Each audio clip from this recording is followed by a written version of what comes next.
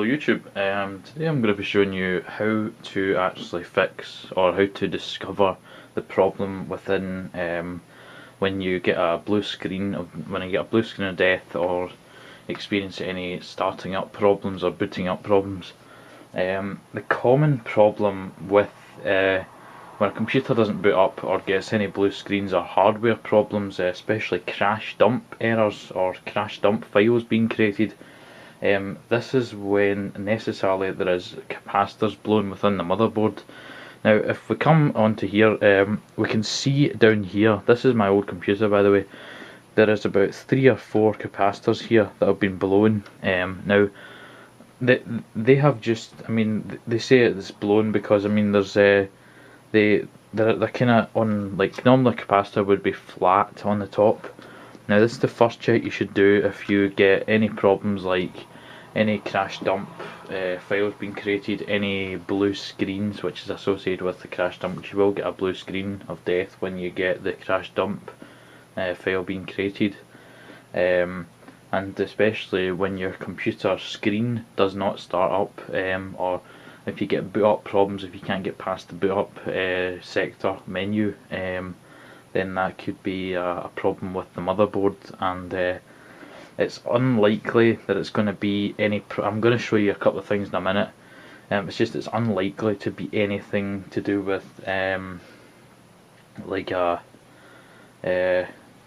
unlikely to be to do with any kind of other hardware faults. Sorry, I get kind of carried away there.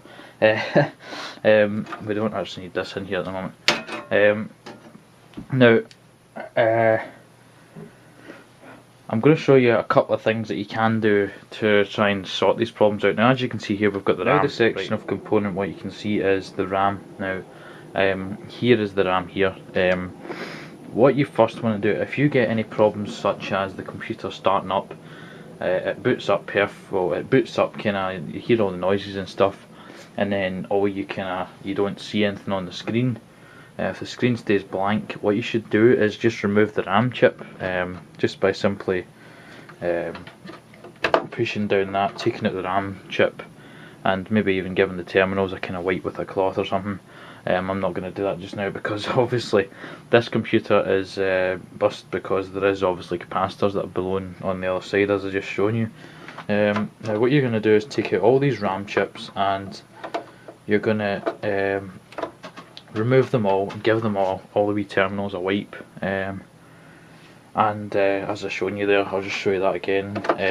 You're going to give these wee kind of almost, I don't know what kind of, I think it's probably either copper or something that's been used on there to it's gold plated to give a better connection. So you're going to give that a wipe. Don't give it a wipe with your fingers because that's obviously what I'm doing at the moment. It's not good for it. I'll probably end up selling this RAM somewhere, just probably on the internet somewhere, just to kind of get rid of it, because obviously I don't need this anymore. I've got a new computer. I just got that the other day ago, so there still will be videos going up. Anyway, off the topic of that, as I say, if you do experience any of that, you should try this first. Okay, so back to the main motherboard part. This is obviously where everything, probably all the problems can go on, but the main thing I was going to explain to you was the main problems is, well, the second thing you can do for all these problems is that you can get a registry cleaner. Now if you can start up your computer for 30 minutes or an hour or so, or even 5 minutes, you can still do this registry clean. If it still goes to a blue screen, then you probably are actually better almost. The last stage probably would be, after doing any registry cleans or any boot sector such things. I'll explain another thing you can do in a minute.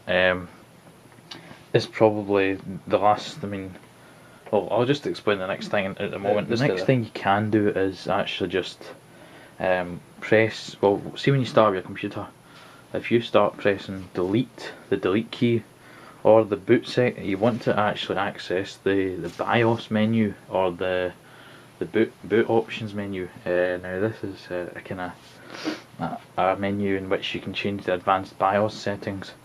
What you want to do is actually just go into that boot sector menu and change, go to reset or go back to the defaults. There should be a reset to defaults menu availability. Basically, the last thing I'm going to explain to you is the availability of obviously computer shops near around you.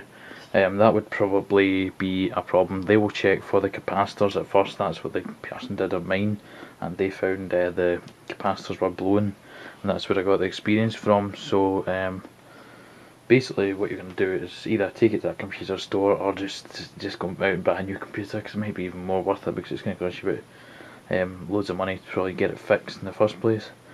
Another thing you can do is this battery here. You can remove it. Now I'm not going to remove that because it's a pain when I remove it. You have to kind of push it all back in, and it's just there's all the wee tabs on it and stuff. But you can remove yours if you're really wanting to.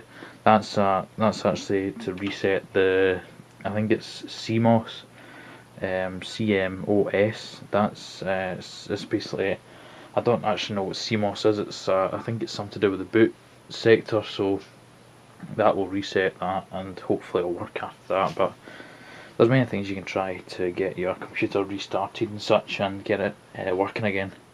So thanks for watching, and I hope you enjoyed the video and got some useful tips from it. Thanks. Okay, bye.